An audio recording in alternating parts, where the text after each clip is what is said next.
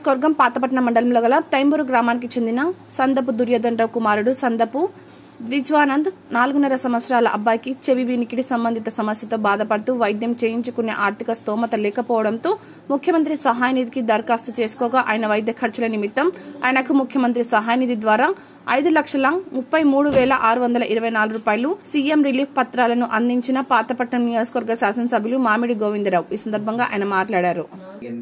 మేము చంద్రబాబు నాయుడు గారికి CM relief fund గురించి మేము పెట్టడం అనేది జరిగిన వెంటనే వారం రోజుల్లో 5,34,000 రూపాయల అబ్బాయి ఆపరేషన్ కోసం శ్రీ నారా చంద్రబాబు నాయుడు గారు పంపించడం అనేది జరిగింది.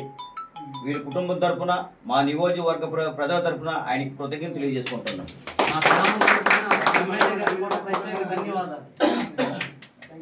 చెప్పడం అనేది